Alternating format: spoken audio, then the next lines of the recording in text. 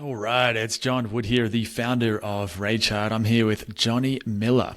Now, Jonny Miller was recommended to me by actually Rob Hanley. I don't know if you know Rob, but another dude, Travis Jamison in the DC, actually recommended. He was at some place where Jonny spoke about the nervous system, and then Rob sent it. My buddy Rob sent it to me, and I had to check it out because this is what Rage Heart's about. This is what I've been about for the last few years, working with plant medicine and the nervous system and sort of doing both at the same time. And it's cool to see that it's starting to come out more into the mainstream. It's becoming more popular, more common, even in like Silicon Valley of all places. I was surprised to find Jonny and someone out there doing what he's doing. So we started chatting. He got on the email list. We've sent a few emails back and forth. And, now we're doing a podcast because I wanted to find out a bit more about Jonny and his story. He's got a really interesting story of how he got into this, and then find out a bit more about what works for him and what he recommends for people who want to get into this way of working with the self.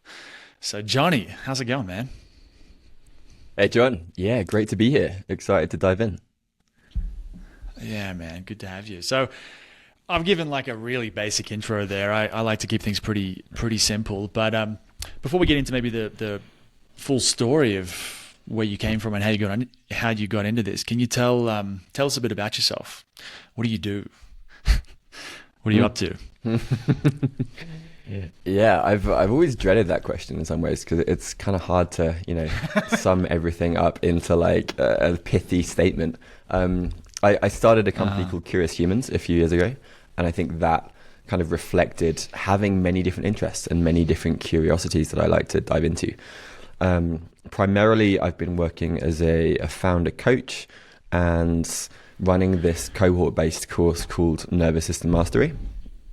But as well as that, I've been doing one-on-one breathwork, practitioner training, and I've been really diving into breathwork the last 3 or 4 years.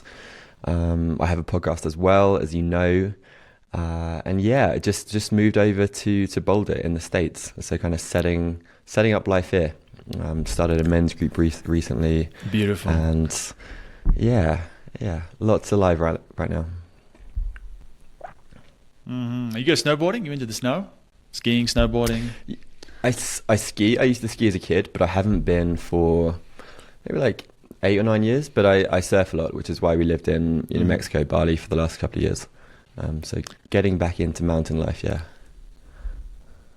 Yeah, man, that's on my wish list, is to go around the States, go to Utah, go to, Whistler or Alaska, go just snowboarding as many places as I can. I did it in Australia. Most people are surprised to find out that Australia does have mountains and does have snow and snow resorts.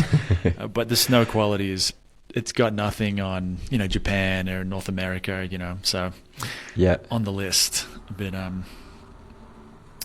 yeah, so I think a good place to start would be, you have a really interesting story that you actually shared in your email list about how you got into this, some things that happened. If you're up for sharing that story, I'd love to, I think it'd be great.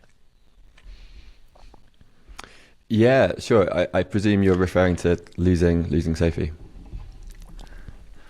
Exactly, yeah.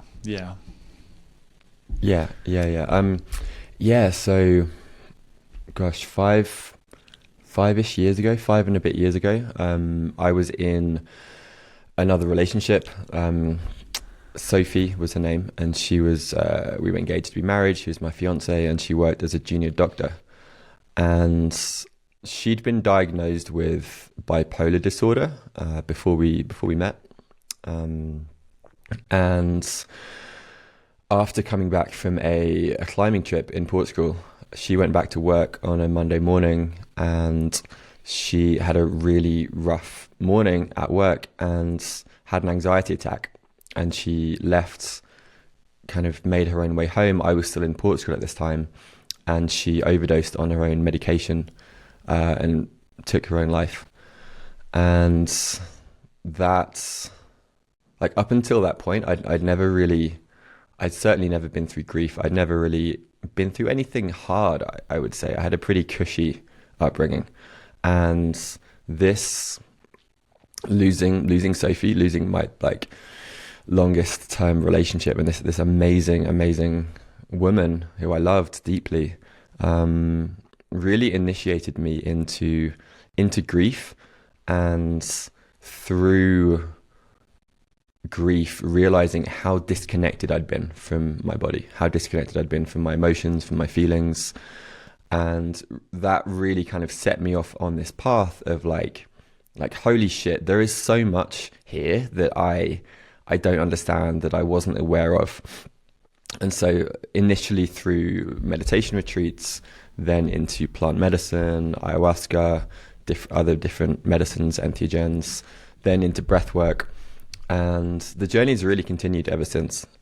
It just keeps on unfolding, and there are new layers and new depths that I get to explore and now share as well with other people in this journey to explore myself, explore my body, explore, trapped emotions, things that I haven't been comfortable feeling, things like this. I'm sure we'll get into anger and rage in this as well.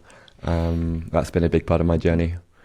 So I'd say it really was like an extended initiation into heartbreak and feeling the love that was inherent in the grief, and that as I was gradually able to like surrender into the pain, that there's a beautiful quote by Leonard Cohen. He says, there was a crack in everything, that's how the light gets in.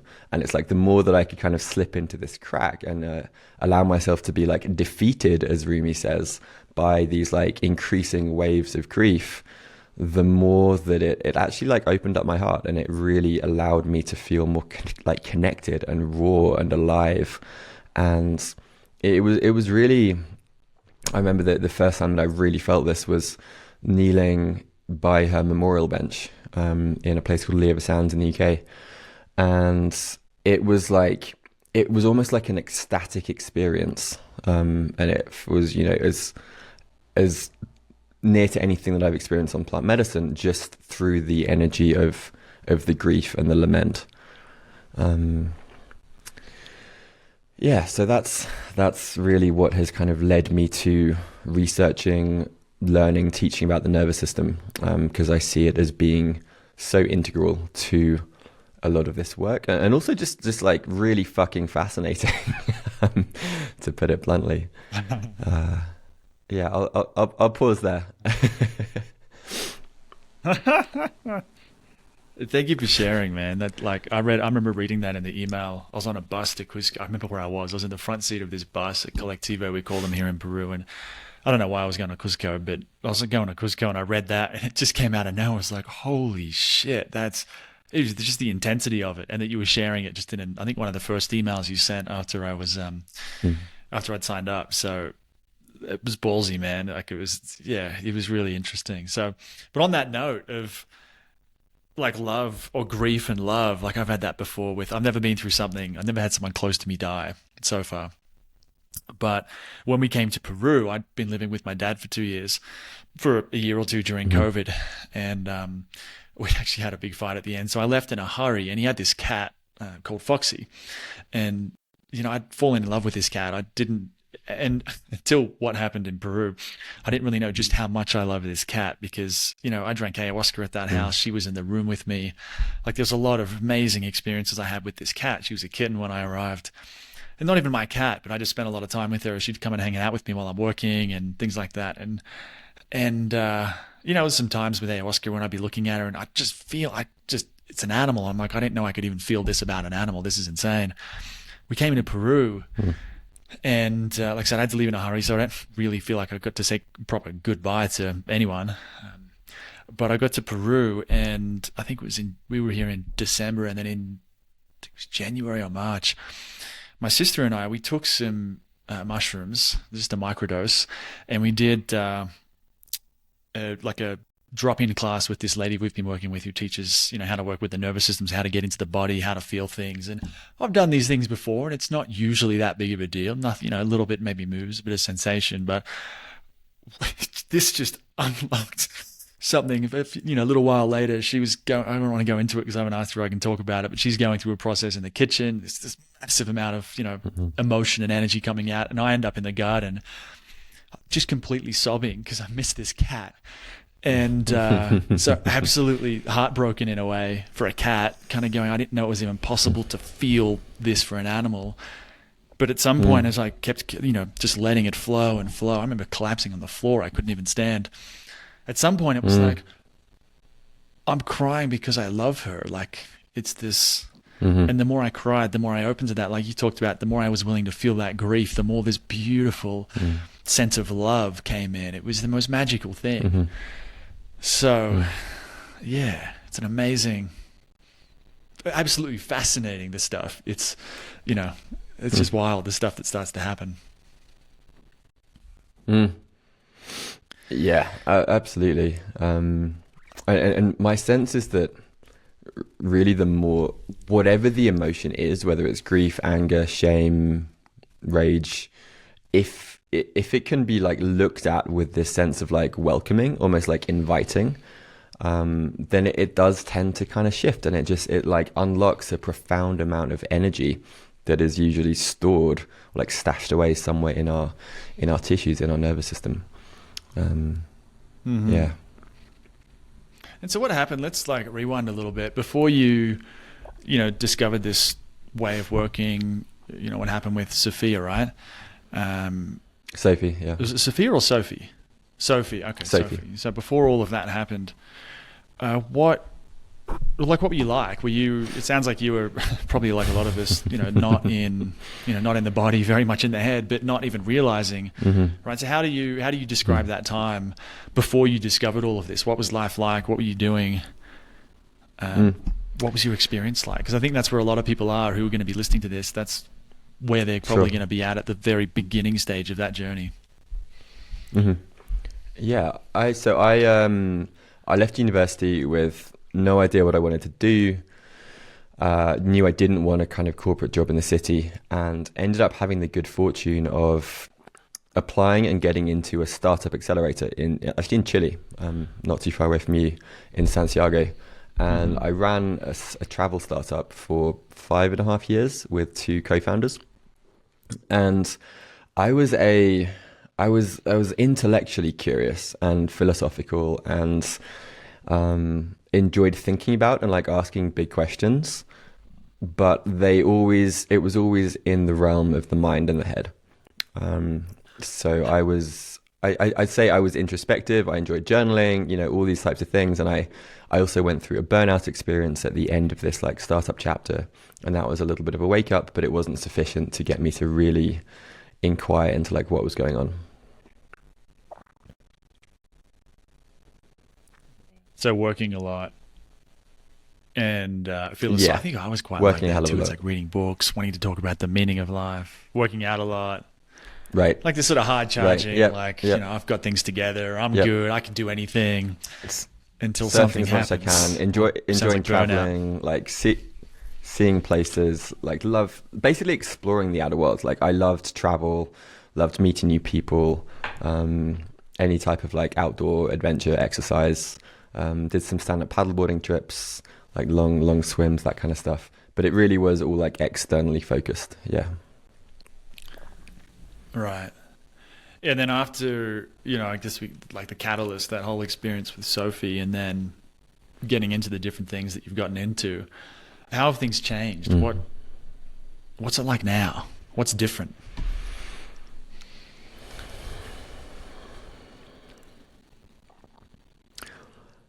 I was saying I'm married now. My wife's actually just on the other side of the door. It's actually quite hard to relate to myself from 6 years ago. I feel like a fundamentally different person in some ways. I think the biggest changes on a metaphysical level, and I don't want to get too abstract, but I grew up an atheist, and I was a very kind of like hard materialist, love science. Religion is like a crutch for people that, can't face the void, like reading Nietzsche, like all this kind of stuff. And I think one of the biggest shifts, mostly with the help through breathwork, meditation, and plant medicine journeys, that kind of worldview was slowly chipped away at until it eventually just like self-combust and collapsed, and viewing the world through a very different lens. That is for sure one of the biggest changes that really touches everything in different ways.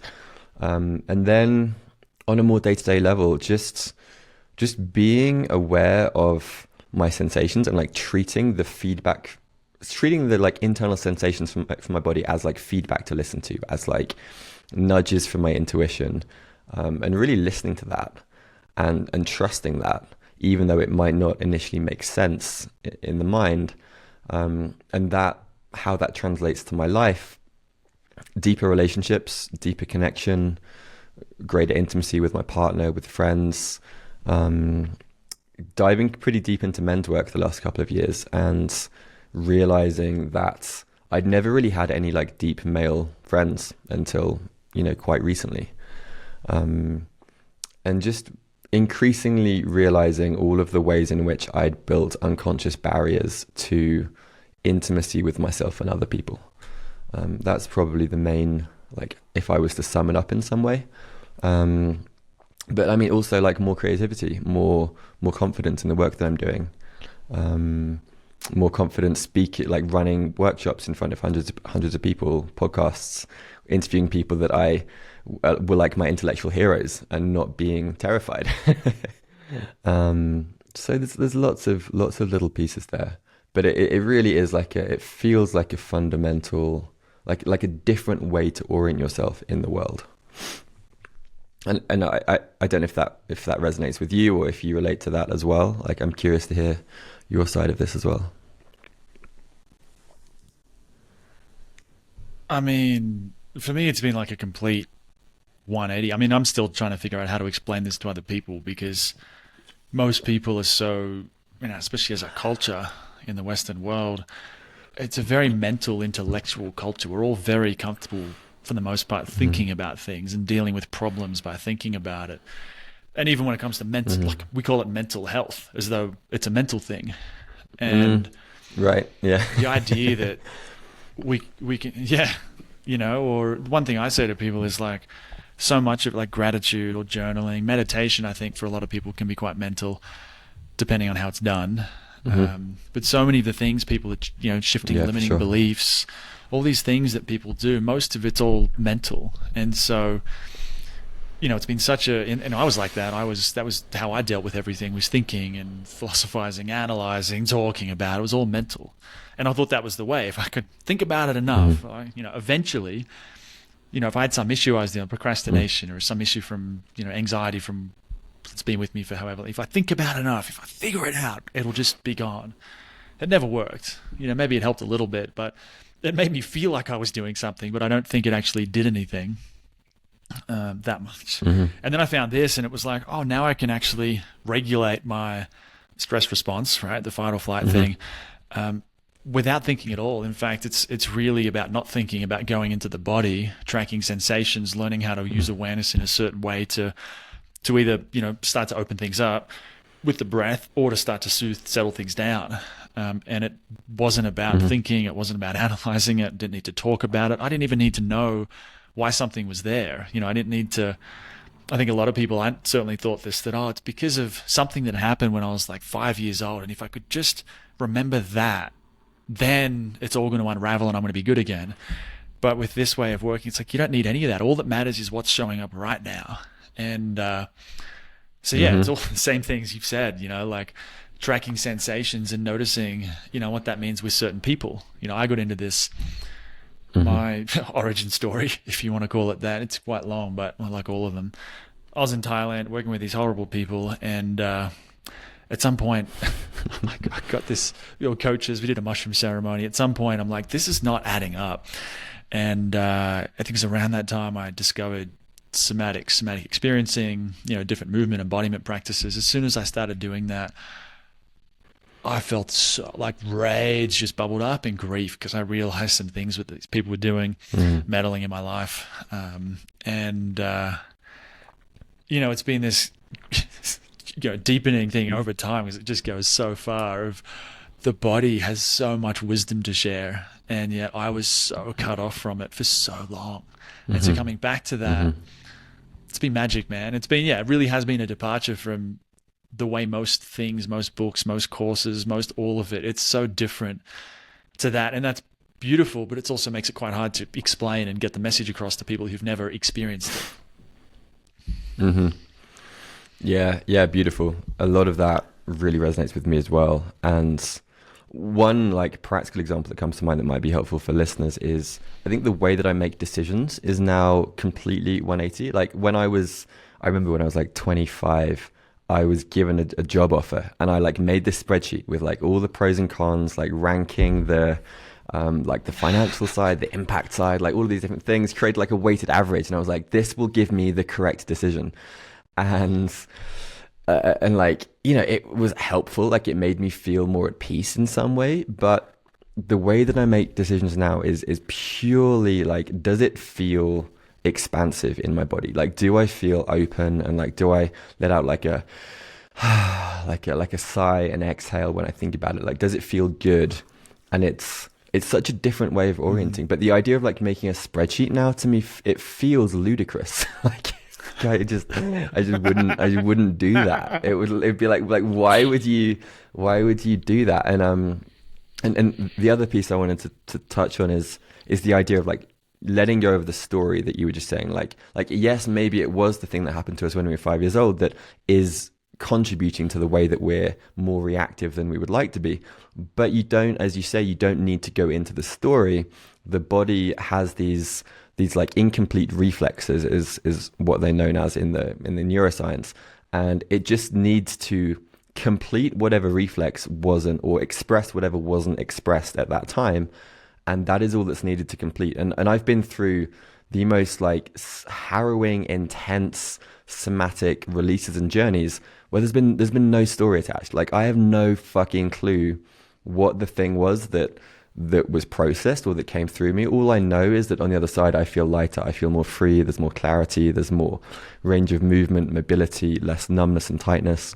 And it's like, wow, this is amazing. It feels a bit like a cheat code. Like I don't need to figure out the thing, but it's just like you were saying, increasing interoception, increasing somatic awareness, bringing presence, movement, sound, breath into different places, different parts of my body, that then like awakens the thing, almost like thawing like an ice cube, and then tracking it, allowing it to move, whatever wants to come through, and trusting my body, like trusting the wisdom of my nervous system that these things want to be completed when there is sufficient safety in the environment. Like that's really what it comes down to. It's like when we feel safe in the presence of a guide or a therapist or even ourselves, then these things naturally tend to arise. And with a little bit of breath or a small dose of plant medicine, whatever it is, they start to come up to almost like layers of an onion. They kind of, there's like one after another, and it's beautiful. And it's completely different to how most of the world thinks of mental health, as you said. What's made me like where I'm at with this stuff is most of my thoughts, because I still have negative thoughts that come in sometimes.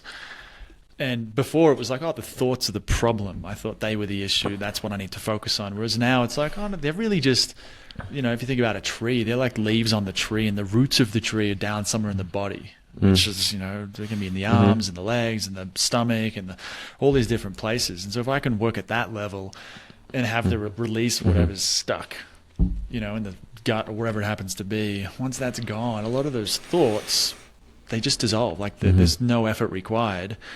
If I can feel the root of it, the thoughts are, it's almost like that's all the thoughts really want. They're just like, hey, look, feel this thing. Come on, feel this thing. Stop ignoring it. Yeah. Right. Yeah. That's a really beautiful image. I really love the image of a tree, and something that I've like a framework that I've developed that I teach in this program. I call it Rise Out of Reactivity, where Rise stands for reactivity is R, I is interoception, S is self-regulation, E is emotional fluidity. So it's like the first step is interoception, which is that internal somatic self-awareness, and just like noticing that something, so let's say you have a negative thought, noticing that maybe there's some contraction, there's some tightness somewhere in the body. The self-regulation piece is doing like a box breathing practice or parasympathetic sighs or hums, something to downshift the nervous system to kind of find that state of ventral vagal regulation. And from that state of hopefully greater regulation, then going into whatever the emotion is and allowing it to be expressed in a fluid way without any resistance.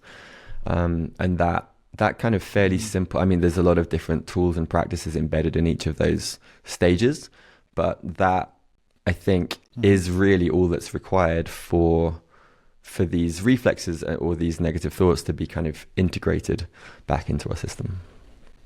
Mm-hmm. So you find that's really interesting to me. Like, so you would, if you're following that framework, it's tracking the sensation, then it's regulating. So like you mentioned box breathing or humming, so getting into ventral vagal, and then expressing the emotion or feeling into the emotion. So it's sort of like before you go into the emotion, you're trying to drop the system down first. Yeah. Drop the system down, dropping into a sense of safety and groundedness, from which then going into the emotion, let's say, say it's rage, there might be like a huge amount of sympathetic energy that comes through there. But it's held in that kind of grounding of ventral vagal. That's kind of the key thing. Because if we're expressing an emotion from a place of a lack of regulation, it's going to come out kinked, and it may even reinforce the pattern or re-traumatize in like extreme cases. So having the practices to ground and downshift, and this is what a great somatic practitioner will do if you're working with someone in person. Like their presence, you'll be co-regulating with them, and they'll hopefully be guiding you to find calm in different ways, so that you can then kind of almost like pendulate, titrate back into the emotion. This is what I do in breath work. Like there's a balance between bringing someone's breath down into the belly and the pelvic floor, which is where the parasympathetic nerve endings are located, to kind of find that calm, and then pendulating back into the intensity of whatever the emotion they're resisting, and then going back into safety, and then pendulating into the emotion. And over time, that will allow it to arise and be completed in like a safe environment. The opposite of that is something like, if someone goes to like a Wim Hof workshop with 200 people in the room and they blast loud music and get people to huff and puff for like 45 minutes, that it may bring up the emotions, but it's not going to be healthy long term, because they're not going to be integrated. They're not going to be completed in a healthy way. So there is that safety piece, or the self-regulation piece, is actually really important. This reminds me of someone, I've got Raychart rolling, so the paid course inside Raychart where people learn how to do this, or my way of doing it. And there's someone in there the other day who asked, I've just put surveys in there to find out from people what, how's it going? What are you thinking about it? What's working? What's not?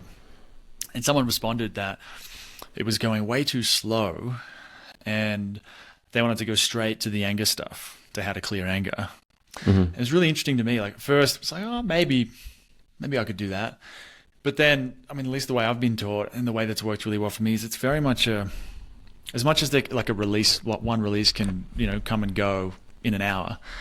It's a very long-term process where it's every day, like laying down some new wires, some new habits with like regulations, or learning to feel the ground, or orienting, feeling, finding safety in the environment, or with the therapist. Like it's a very slow and steady process. And when people rush that, and you try and slam some anger out of the system, or grief, or whatever it happens to be, depends on the person, I guess. Depending on their capacity going into that, they might be all right. But a lot of people, I mean, I feel like I'd been meditating for a long time before I got into this. I'd done a lot of this kind of thing, not somatics so much, but I'd meditated and I'd done plenty of psychedelics. Like I was somewhat experienced with navigating some of these things. I'd done a little bit of breath work too.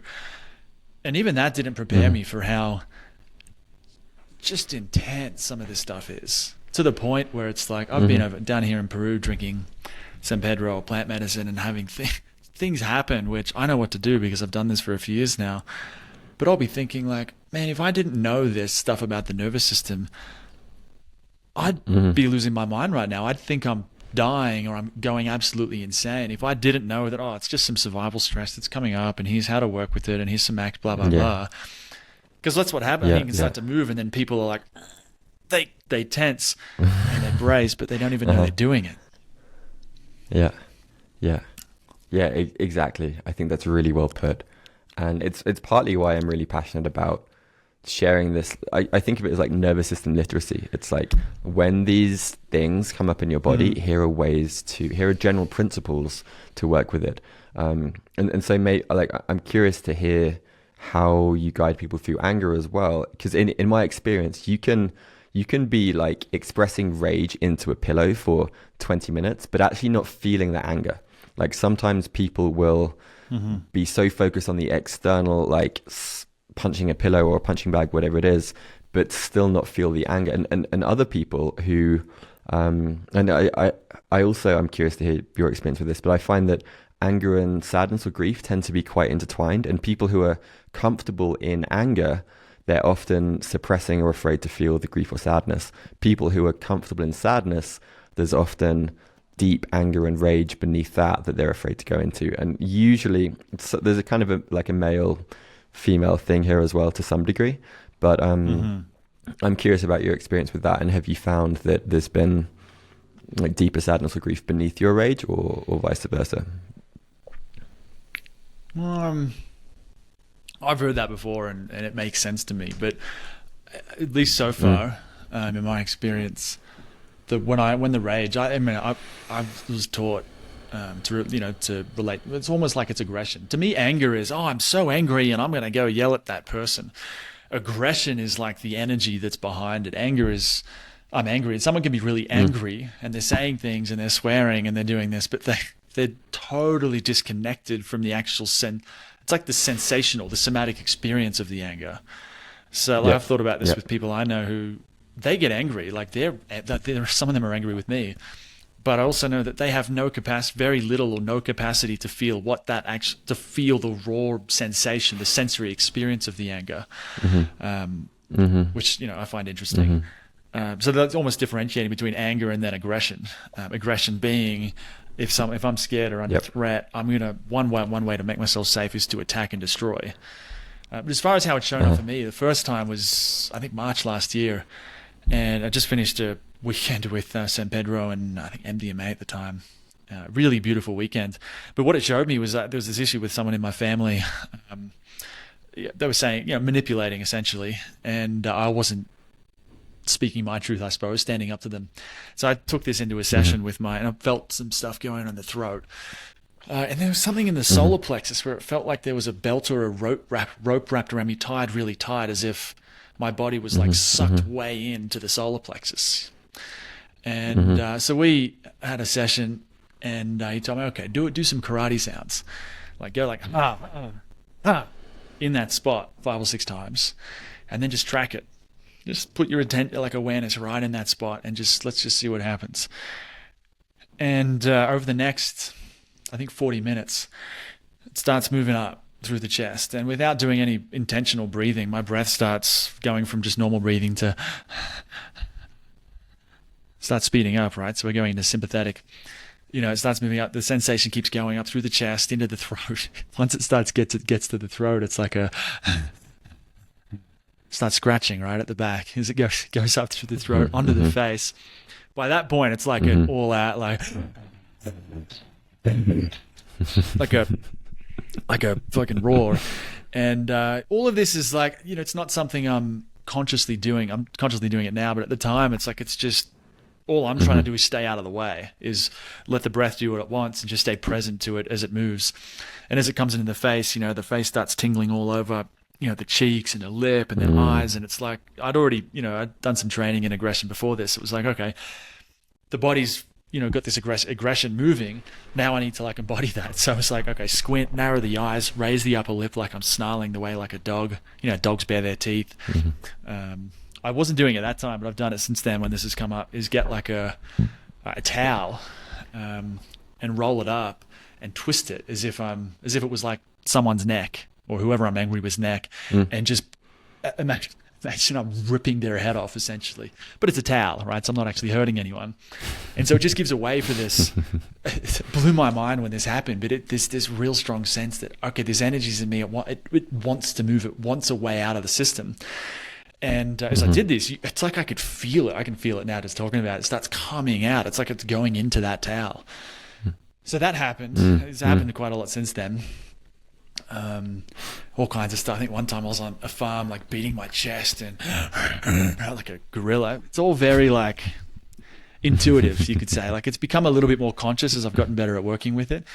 But every time this has happened, to go back to your original question about grief and sadness, I don't think I've ever had like after that I've burst into tears.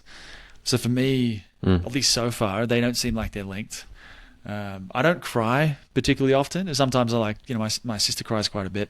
That's one way she processes things. And sometimes I'm like, I'd really love to cry. Like I feel great after a really good cry, But, when I am sad, like with the cat, it just flowed, I was dating a girl in Thailand back in 2020, and it was right after I got into this somatic stuff. A few months in, we broke up due to COVID and some other things, and I was heartbroken. And it was great. Like I'd be just having my day, and at some point I could just feel like, something I feel a bit sad. Okay, I'd go sit in a room somewhere, a quiet room, shut the door, put on some sad love songs, and just bawl my eyes out for an hour. And then at some point it would just run out. I'm like, okay, back to work or whatever. I'd go for a walk or do something like that. So it seems like when it's there for me, it comes, it's very, very intense, and then it's gone. But it doesn't come very often, and it hasn't so far come with the aggression. But these things, there's so many layers to this, man. I don't know what I'm unconsciously holding on to. So stay tuned. Yeah, that's really interesting to hear, and thank you for sharing. I like your distinction between anger versus frustration or aggression, I think you said. The way that I my mental map of this stuff is I think of almost like a hose pipe, where anger, like the clean anger can get kinked one way or the other. If it gets kinked and repressed, it comes out as like, I'm not angry, or it's like passive aggression, or it's like those little snide comments at other people, which is it's really common. Like, I'm not angry, no, not at all. Or it's the opposite end of the spectrum of like rage that is disconnected from the felt sense that you just described. But like for me, the clean pure anger, it's the energy of determination, it's clarity, it's also it's like this is not okay. It's the energy of setting a healthy boundary. I think of it as like the warrior archetype, where it's like a boundary is about to be crossed or has been crossed, and it's like no. And in these breathwork journeys that I do, we do what's called a double arm compression, where someone's on their back, they're breathing, that they might be having a similar sensation to the one you described, where that there's like a thing in their solar plexus that's coming up to the throat. And then we stand above them and press against their arms, and they press away whilst making a loud sound. And it's like that energy comes up, out and through, and it's like pushed away. And that kind of two or three times with the sound, with the embodied sense, usually is enough for it to move. And where the grief comes in is sometimes that couldn't happen when they were younger. And so there was some hurt or some pain that was caused to them, which they, hadn't been able to feel. And so on the other side of that anger, whatever that experience was, the boundary crossing in some way, or the inability to express themselves, sometimes comes to the surface. And it's for sure, it's different with everyone, and it's always unique, but that's often it's like a common pattern that I see play out. Yeah, I mean, there's been so many times where there's one time in ceremony where I remember thinking, I think I felt like a little bit of sadness, and I kept trying to go into it with breath work, and I just couldn't get there. And I thought it was mine at the time, and over time working with plant medicine, I've started to realize that sometimes you can be feeling just the space. It sounds crazy, but if someone else is really sad, I might be feeling their sadness. Things like that can start to happen. I've had that too. Yeah. Yeah. So, and maybe one thing I want to do is maybe different people just process things differently. The aggression thing has been huge for me. It's come up so many different times in so many different ways. And when it's there, it's like, okay, I know what to do. Like usually it starts as yawn. One way it starts now is yawns, and then the breathing increases. It's so interesting. It sounds like what we're doing is very similar stuff, but maybe slightly different techniques. The same nervous system, but it's like this idea of, pushing that up. It's like there's all these different techniques for being present and then finding a way the energy's there. How do we shift it? Because it's like it gets stuck. And it's, that's why psychedelics they sort of like loosen everything up and all the blocks are sort of gone. So it's a bit easier. Yeah. And I think a big part of it is what also... kind of other things work really well for you? Sorry, I think there's a bit of a lag there. Well, I just remembered back to, I think like my first breathwork experience when I really tapped into anger. This was a few years ago, and after the session, my teacher, this guy Ed, he said to me, "You are loved even in your anger." And I remember like kind of crying, like hearing that and realizing that I hadn't been implicitly or explicitly giving myself permission to feel, because I had internalized this belief that anger was bad, and that I didn't believe it consciously, but my body felt it. It was because I think I'd seen examples of when my anger and other people's anger, mostly my dad's anger, hurt others. And so I was like, this is bad. This causes pain. You cannot feel this. And so it was really that explicit permission of, oh, I can still be loved and be angry at the same time. Like that was just such a shift for me. And from there, learning to express, and my partner and I have this practice as well, where we kind of receive each other's anger in a place of love. It's like your anger is welcome as long as it's clean, as long as like I'm not attacking or blaming or shaming in some way, but it's just the energy of anger. Then it's beautiful, it's welcome, and it's also, I think it's really connected to like our power and our aliveness. And if we're not connected to the anger, there's probably some degree of shutdown, of creative repression, of something like that, lack of sexual libido like that going on in our lives as well. It's so intimately intertwined with our life force. At least that's been my experience. Man, I'm getting goosebumps. Like the way it was explained to me is, and the way it's, that I've seen it work in my life is this aggression is, it's not just our, wanting to attack and kill. It's just energy. And what happens is, we can start to repress it, or it becomes like kinked out. It's not flowing in the way that it should. And then we look at like my ability to move forward, to set goals, to follow through, to power through resistance, to do the things that I want to do, to say no to people I want to say no to stand up for what I believe is right. Like all this stuff is tied into that energy of aggression or that energy of action. We can call it different things. It's so, protective. I got, part of the reason I got into this, or when I got into it, like I said, I was in Thailand, I was working with these people who were just horrible. And I think part of what I've realized over the last few years is because of, one of my parents, I think it was one of my parents, but really it's just the whole growing up thing. I was the kind of person who'd repressed it. I'm just not an angry person. I just don't really get angry very often, Same here. Me and too. I thought that was a good thing. I was proud of it. Yeah. And then now, eventually what I realized was just how vulnerable that made me, because since then it started to, what's sort of really come in now is if I start to get angry with someone, sometimes I get triggered. That's true. Sometimes that is what's happening.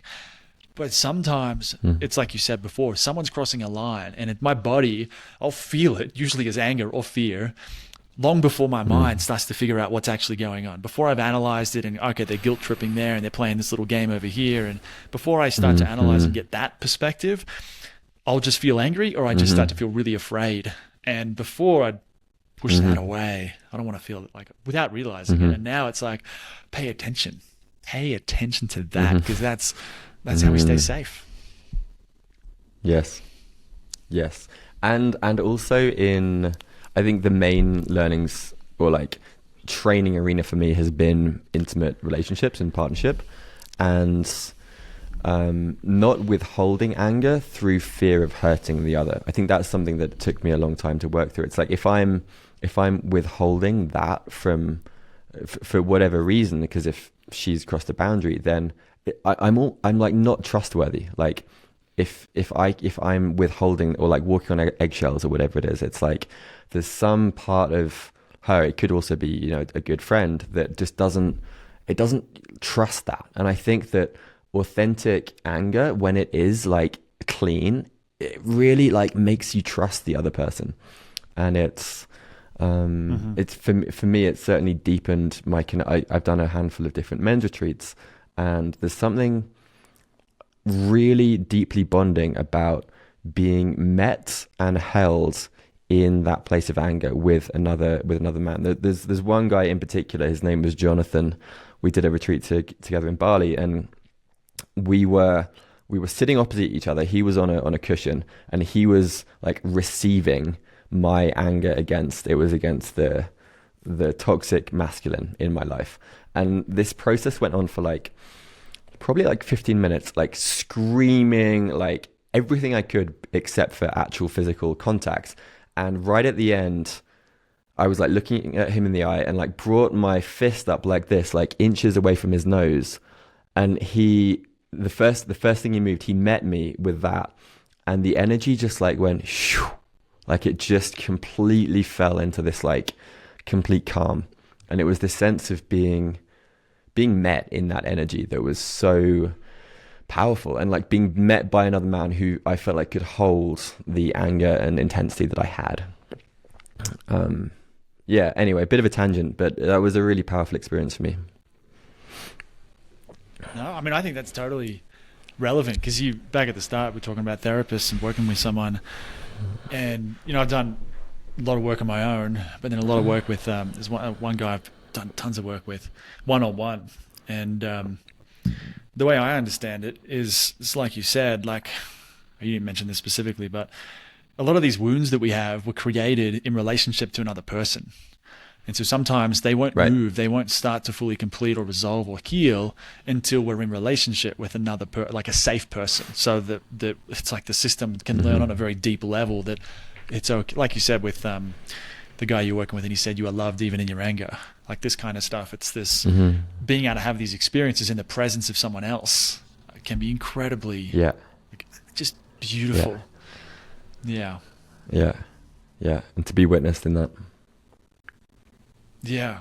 I mean, it's been incredible. Like I've had the guy I was working with, I think the one I've purged, right, from this, you can purge in ayahuasca or San Pedro or plant medicine, but it had never happened with somatics, right? I'd had rage, and sometimes it would get so intense with the growling that I'd start dry reaching like I'm about to throw up. I never did. One day I had a session and I was like, I've got this. So that the experience I had in Thailand, I wrote an article about it, because at some point I'm like, I'm so angry still, years, I think it was a year or 18 months later, absolute just fear. I couldn't let it go, and I tried everything. I tried letting it go. I tried acting things out. I tried doing stuff in my head. I tried expressing the anger. I tried contacting them. I tried all these things, and I couldn't just let it go. And I'm like, maybe I just need to do something in the real world. I need to actually take some kind of very real steps. So I wrote an article about it, about what happened, and names and changed them, whole thing. Published it online. It's on Google. But anyway, right before I published it, I was so afraid that they were going to come after me, afraid that I was going to get in trouble, afraid, just this fear.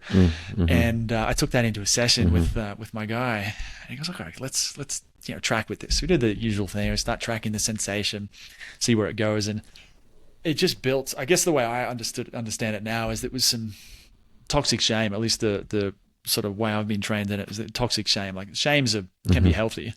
Like a toxic version of that, like you're a bad person, something's wrong with you, you're dark, you're evil. This is a lot of the things these people tried to get me to believe.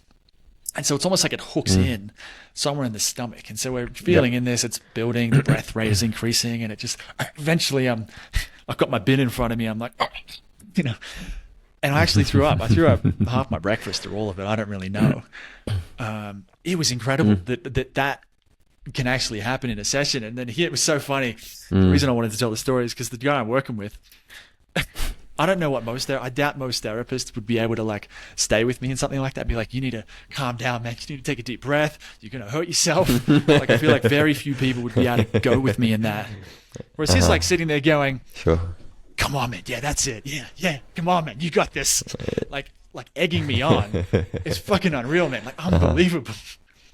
But, that speaks to the need to have as far as that, with this kind of stuff, the way I've heard it expressed is you can only take someone as far as you've gone yourself. So if you work with someone and they haven't gone into the rage, they haven't purged, they haven't done these different things, it's going to be very hard for them to take you or take another person into that, because they're going to get uncomfortable and like, oh, you need to chill out, man. You need to slow down. This is dangerous.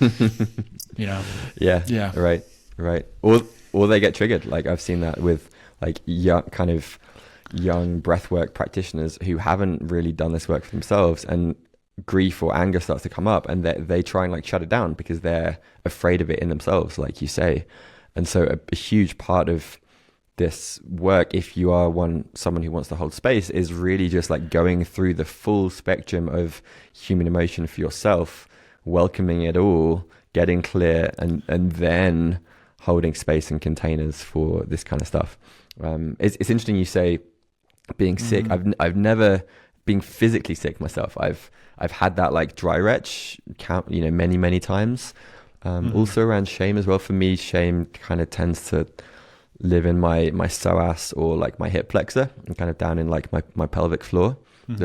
I've had a lot of shame kind of stored there that I've been working through, mostly with breath and some kind of either with a practitioner or myself, just like self massage down that area to kind of bring more presence and aliveness there.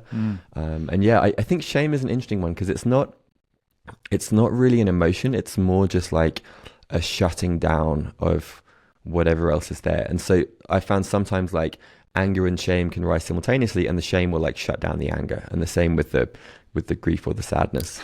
And so it really is this like interesting dance of like, and for me the biggest like light bulb moment was not being ashamed of shame itself, and it was just like treating the shame as like another like swampy sensation that was in me, that was like, it was like, oh, this is just a feeling. Like it feels like I'm in a fucking swamp and I don't like it, but it's just a sensation, and it's not something to like push away.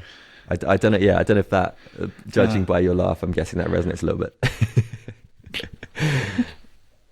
Well, so before this anger, the lady who taught me about this stuff was, she says anger is the antidote to shame. The idea that the shame's there because I'm not I'm not willing to feel my anger. It's almost like the more I feel into the anger, the more it's like I'm throwing off the shame, or it's burning away the toxic shame.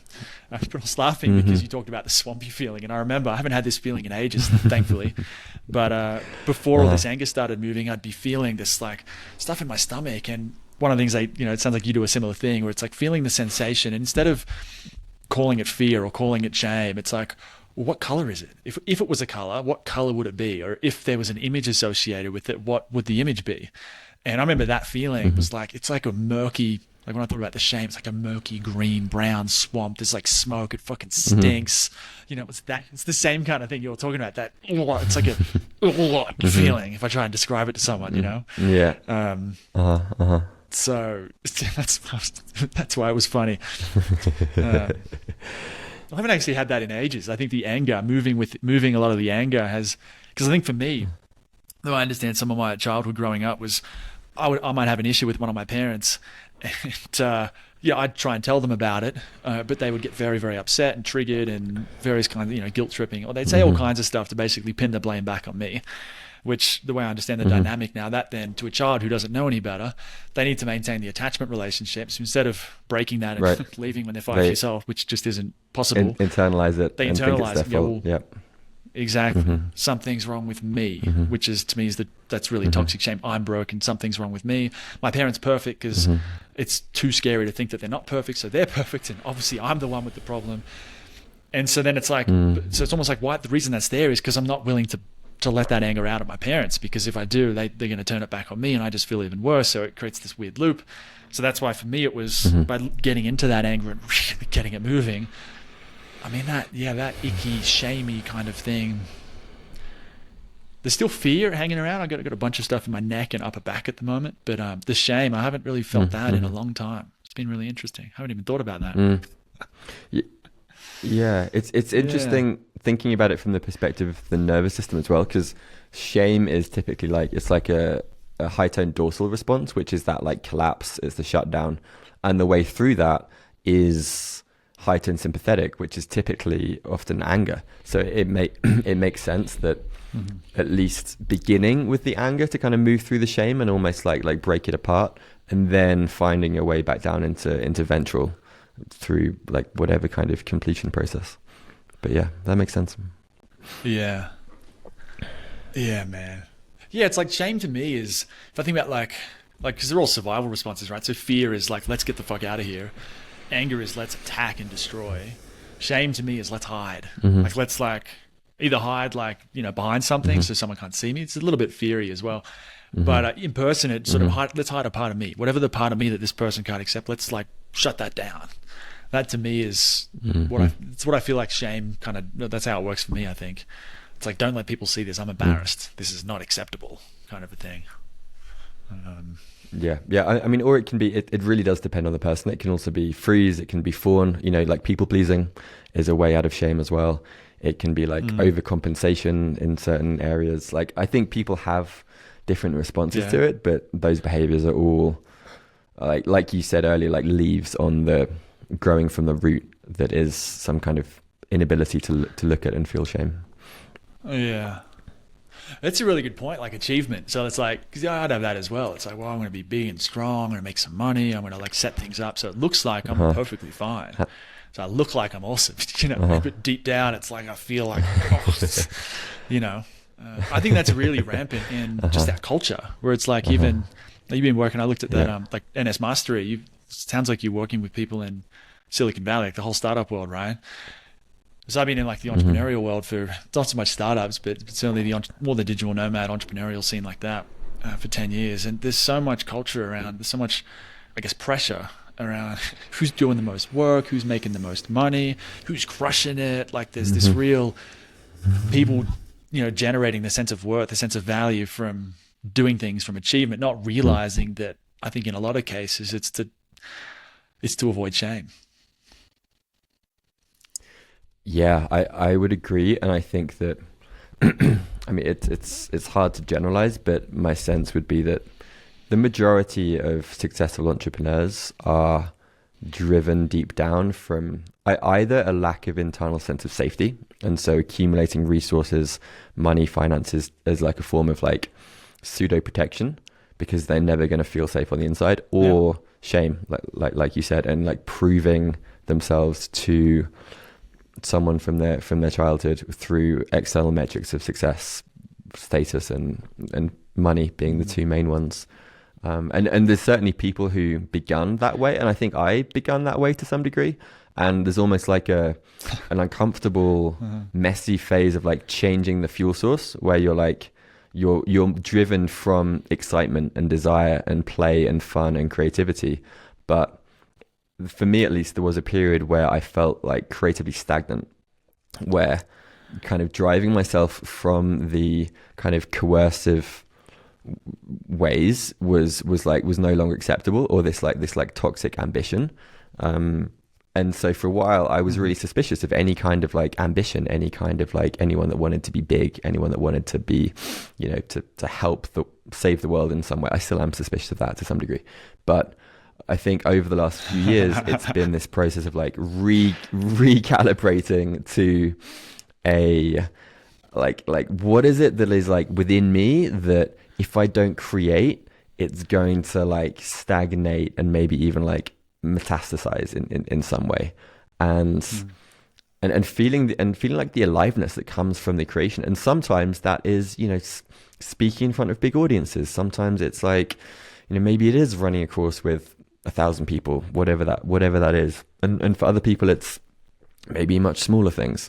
But I do think that I think about it like changing the fuel source from running away or like being driven from this place of fear or shame towards, no, I have this gift, I have this thing in me that I just really want to express and share because it's so fucking fun and playful. Yeah. I'll pause. Yeah, I mean, I went through something like that where I think even before I got into the somatic, the nervous system stuff, I was already like, I've been doing marketing for a long time, online marketing stuff, and it was like, I loved it when I first got into it, but at some point I'm like, this is not doing it for me. This is not like, I'm not selling all these random products that I don't believe in for the rest of my life. I just can't do this. And so even I think a couple of years before I found the nervous system stuff, it's like I'm searching, I'm trying different things, trying to figure it out, what I really want to do. and then started doing the nervous system stuff. And I'm thinking I'm going to get more motivated and I can do all these cool things. But for, I think the first year, I think it was 18 months. Yeah, probably the first 18 months, the middle of last year. It was only sometime last year, after 18 months of being into it, that my energy started picking up. Like for a while there, it's just hard to be motivated about anything. Like it's just like I just want to chill. I want to look at trees. I want to feel the ground. I want to feel what's going on inside. I want to cry if I need to cry, rage if I need to rage. Like I just want to do that stuff. Like fuck all this, like trying to make money and all this success and ambition. It just seems so toxic or just jarring. I'm like, this just doesn't feel good. But over time, it sounds like we've both had a similar journey in this kind of way. Over time, it's like the more I got into the somatic stuff, the nervous system stuff, the more I do the plant medicine too, I'd be like, oh my God, this stuff is so next level. This isn't just a little bit better than the other stuff I've done. This is like it's a whole other category. It's just a whole different way of working. It is so far beyond everything else I've tried. And at some point it's like, we got to give this to more people. Like this, it's just so, despite how powerful and how useful and how good it is, I find most people just have no idea about it. Even here in Peru, where, I'm drinking plant medicine, not all the time, but probably a lot more than most people in, say, Australia or America, the Western world. Even here, I see a lot of people that they would really benefit from some of just the basic skills of orienting to safety, or these really fundamental nervous system skills would really help people, I think, get a lot more out of the psychedelic stuff. So it sounds like you've had something kind of similar when you got into this. You went through a similar period of, what's the point? I'm not gonna. This is all this ambition stuff. This is a waste of time. Then now you've got NS Mastery. You've got some different projects you're doing now. Sounds like for the same kind of reason you want to share it.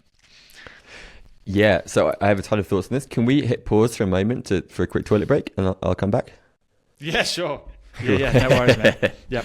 Back in a sec. I'll do it too. All right. Yeah.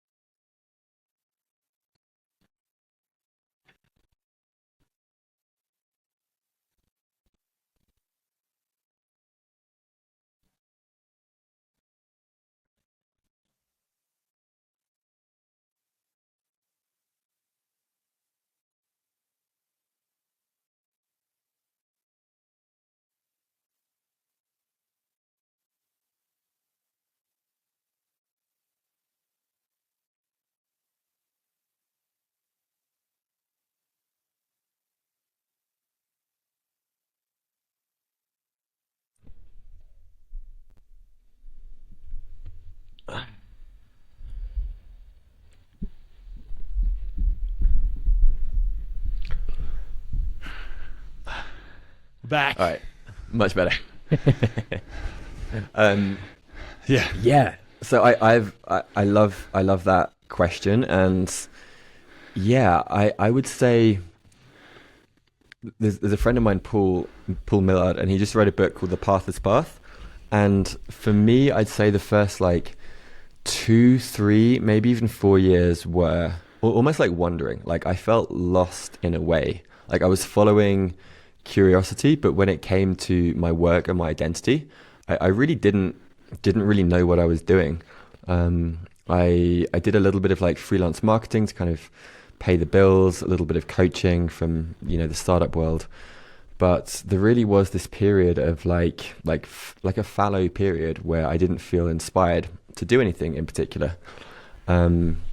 And the more that the more people that I meet, the more that I think that period is kind of essential. Like, I think it is part of the process. And for me, the combination of, there were 15, 16 ayahuasca journeys, hundreds of breathwork journeys over the 3-year period, like probably 300 to 400. It was like this new way of being was kind of coming online, and that I was like flushing away a lot of like the stagnant stuff or I call it emotional debt, like stuff that had accumulated in my nervous system over the years, and that I almost needed this reset to then reconnect with like a deeper, genuine, like more authentic desire.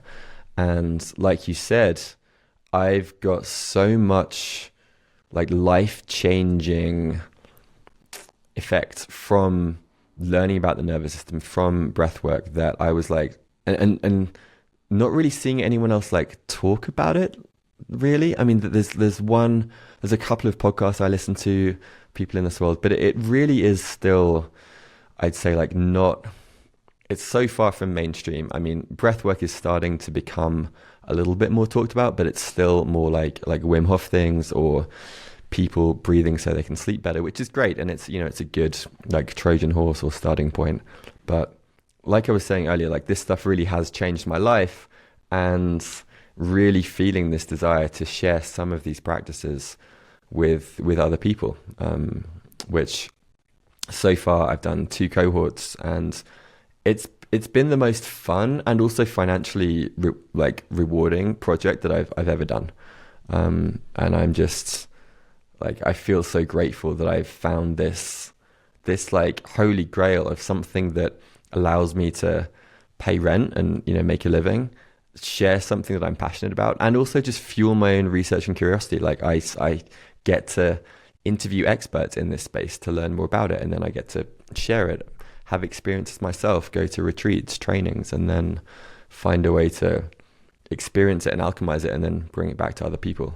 So yeah, it's like, I'm 34. I think I'm probably pretty early on this journey as well. But it's been a really amazing couple of years, and I'm excited for what's to come. And it sounds like that's kind of where you're at as well with Rage Heart too. Oh, dude, I'm so pumped. I'm like I'd wanted for so long to find something that I believed in. For me, Rage Heart was that. So I did a mushroom ceremony with these people in Thailand. It's just horrible people, just very, very manipulative, and I couldn't see it at the time. I felt it, I think, but I just wasn't listening to my body. And we did a mushroom ceremony together, and my intention for that was, I had a whole bunch of stuff that I'd written down, but essentially it boiled down to purpose, passion, profit. I wanted to purpose being something I believe in, something I think the world really needs, passion being something I enjoy, something that brings me joy, and profit, something I can make money with, something that just is going to make for a really good business. And so that was the intention of this mushroom ceremony. The ceremony, they essentially told me to, I could tell you the whole story another time, I can send you the article, but it told me I was worse than Hitler. I'd killed 20 million people in a past life. I'd had locks on my power, millions of locks on my power because of that. It was a whole bunch of stuff. Very like cultish kind of programming. But off the back of that kind of led me into this nervous system stuff. And then, year and a half, 2 years, now it's 3 years later, and I'm like, I feel like, to me, Rage Art is that. It's something I absolutely believe in. That and plant medicine to me is, I think that's so much of what the world needs right now. And of course, there's other problems, but I think if we can, the thing that's stopping people from solving different problems is because they've got all this stuff in the way. If we can clear that out, to me, this is the root of so many problems in the world. We clear that out, we're going to have people that are going to be starting businesses, doing things, solving problems that they never would have otherwise solved. So there's a sense of purpose there, and the passion. I think the passion probably just comes across in the way that I talk about it. And then the profit, I've had it open I'm opening up for a few days each month. So there's, it's been a really, not a huge launch, but certainly like enough where I'm like, okay, this is bigger than I thought. And consider I've only got a tiny little list at the moment, tiny audience, but people are eating it up. Like, from what I'm seeing, just the stats. So there's the profit there as well. And it all came off the back of that. Really, it was a really horrible few months with these people. but it's produced so much gold. And yeah, it sounds like we're in a very similar place, but now it's like I just see that this is to me, this is the future. At least my future is doing this, taking this to as many people as I can. So yeah. Wow, I love that. And I think that actually, like, of all of the repressed emotions, I think anger for me feels like the gateway in some ways. And it's just something that everyone has a different story about what anger meant for them when they were young, and very few of those stories were healthy. Like it was either repressed, or it was it caused people pain, and this, we haven't been taught. Like, something that really angers me is that these things just aren't taught to kids. Like it's like we have to unlearn so much baggage and so much shit for 5 or 10 years before we can start going into the actual practices. I listened to there's an amazing podcast called The Art of Accomplishment. It's a bad name, but amazing podcast. And the guy Joe Hudson was interviewed by his daughter, and they raised her with all of these practices around emotional fluidity and kind of expressing needs and not shaming. And she's just like she's unlike any 17-year-old girl that I've ever heard speak. She's just so emotionally mature and eloquent, and I'm like, wow, like kids could be raised like this. But it was so stark to kind of think about who I was when I was 17, and I just wish that, like, at the very least, like, these ideas were shared, and that there were like models of like, oh, there is a different way. It doesn't have to be like this. Absolutely. I feel like we could go on about this for ages, but I'm going to wrap it up here. Cool. If people want to learn more about how you work, and I know you have a few different websites, or social media, like if they want to learn more about you or get in touch for a session, now's the time to blast them with your links. The main thing that I'm doing, as I mentioned, is called Nervous System Mastery. The website is nsmastery.com. That's the main place. And then I'm on Twitter. I'm pretty active on Twitter. The handle is Jonny Miller, but the I has a 1, so it's JONNYM1LLER. Those are the two main places. And then I have the Curious Humans podcast, where I have a lot of conversations like this, to be honest, like about emotional fluidity, breathwork, creativity, things like that. But yeah, those are the main places. Beautiful. Well, I'll have links to all of that on the show notes at rageheart.co. Thanks for coming on the show, Jonny. Thank you, John. Yeah, this is really fun. I really enjoyed this.